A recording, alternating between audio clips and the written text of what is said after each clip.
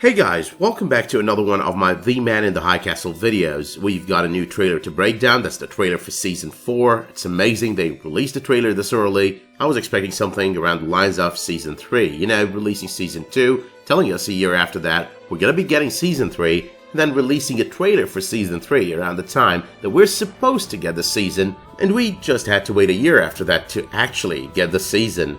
But there's definitely this sad thing about this trailer because it does announce that this is going to be the final season of The Man in the High Castle. But to me though, it's not just pretty sad, it's pretty sad and it is pretty exciting, both at the same time, because I do enjoy the series, which makes this news sad news, but at the very same time we know now that they know what they are doing, they're planning to wrap it up, they're planning to possibly go out with a bang, which is all that you hope for a series that you like.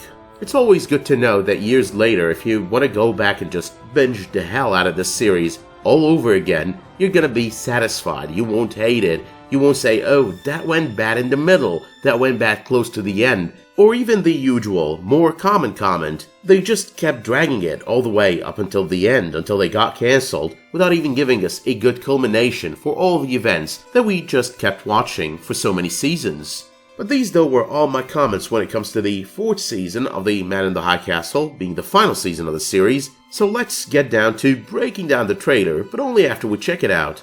Here we go.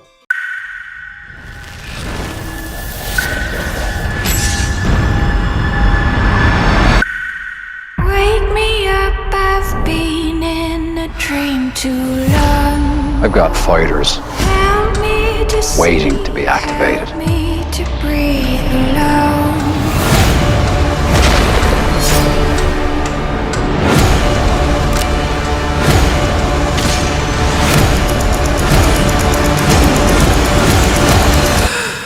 Julianna, you don't have to face anything alone. Wake me up, I've been in a dream too long.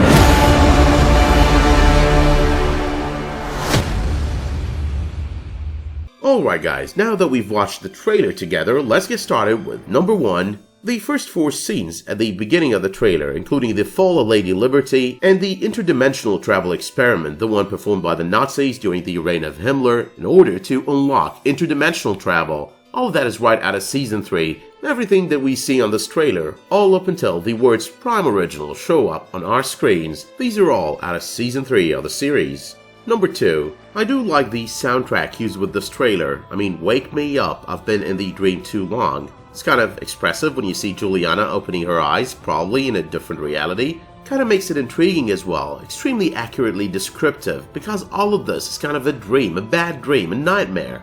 I mean, the song continues, and if I heard the words correctly, help me to see, help me to breathe along. So it's not really only descriptive of Julianna opening her eyes in this new reality, if that were to be the case with this scene, which I do expect is the case, but it's also descriptive of everything we've seen on 3 seasons so far, a bad dream, something suffocating. And it's almost that way for everyone. Tagomi knowing there's another reality where he's got a family, where he could have a family, but having to stay in this one in order to save the world. Julianna losing her sister, knowing that there's another version of her sister out there, but she cannot really be with her. And even John Smith, who lost his son Thomas but knows another Thomas out there exists, one who's happy, one who's alive, even though he might have an ailment just like the one that his son had.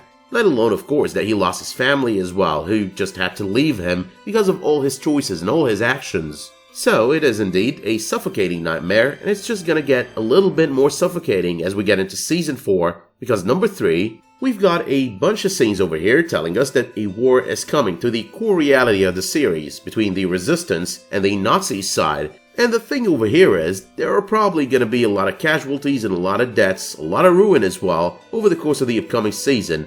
But that is just the core reality that we're used to within the series. But later on as well, we get to know that this is gonna be the end of worlds. Let's talk about that in a moment though.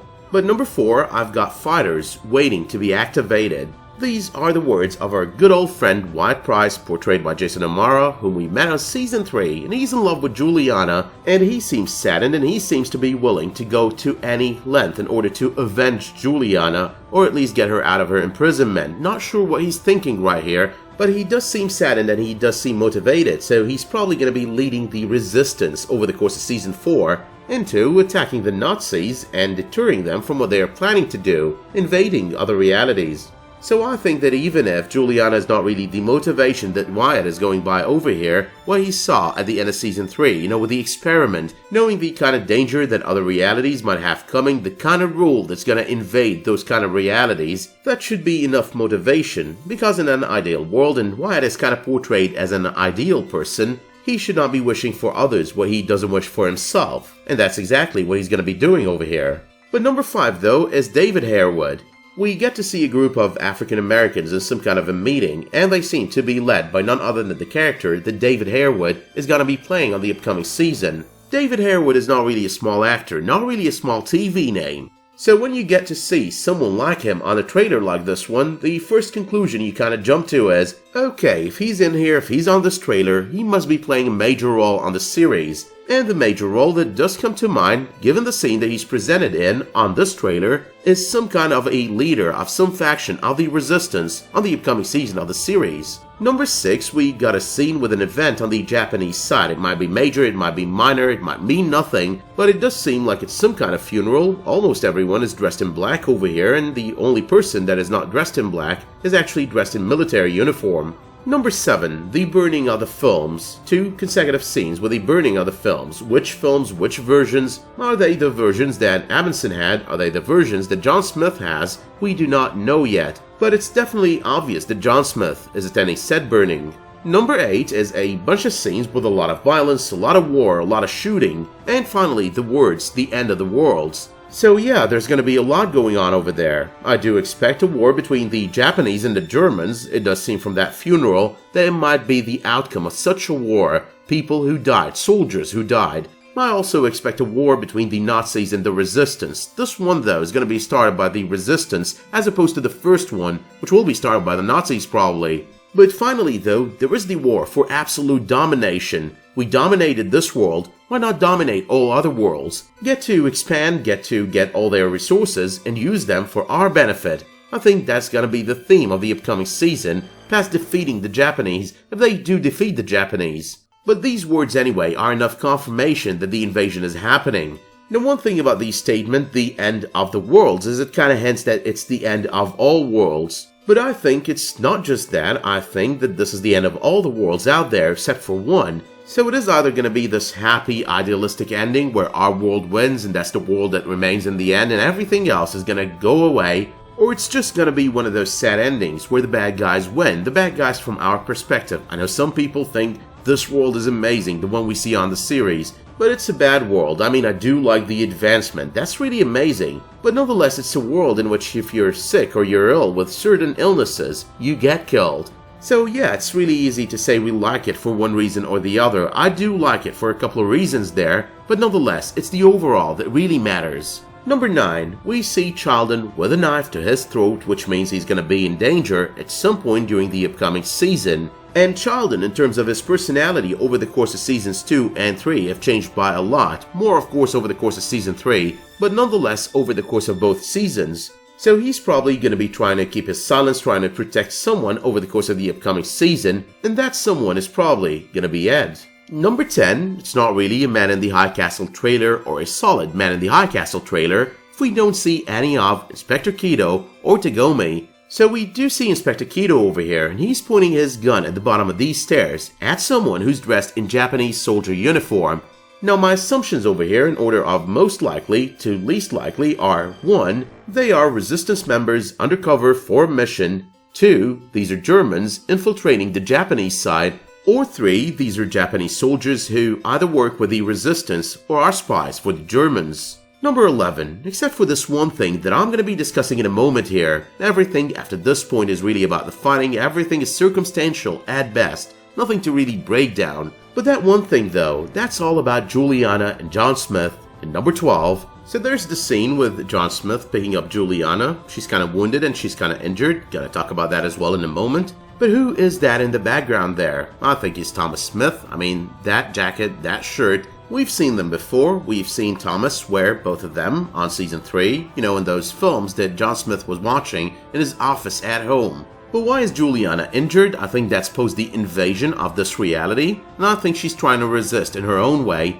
and I think that this John Smith might actually be the John Smith from the core reality of the series, the big bad John Smith. So number 13, the fact that this might be the big bad John Smith is one of two scenarios, and it's the least likely scenario, because I do think that this might be representative of what both us, the audience, and Julianna have been told at the end of Season 2 by none other than Abinson. You, Julianna Crane, you and your consistent mind.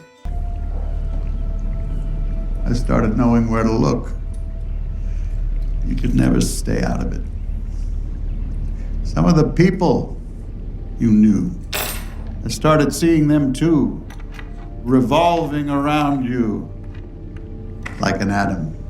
But they would change, different behavior, different relationships, different points of view shaped by their lives. But you were always you.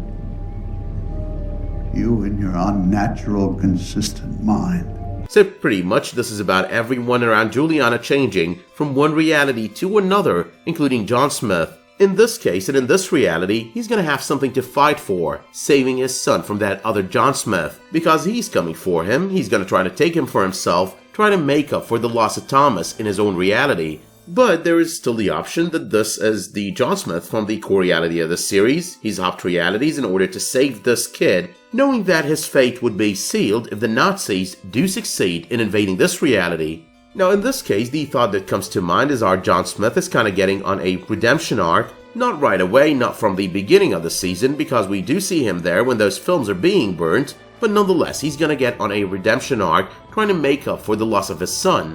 In all cases though, the first scenario is the more probable one because this John Smith seems to be smitten with Julianna. The way he looks at her as they probably dance, because these scenes could have been fitted together in order to look one way when they're a totally different way, but nonetheless the way he looks at her and the way he tells her, Julianna, you don't have to face anything alone. Both of these things do hint at the idea that he might be smitten with her. Julianna, you don't have to face anything alone. Wake me up, I've been in a dream too long.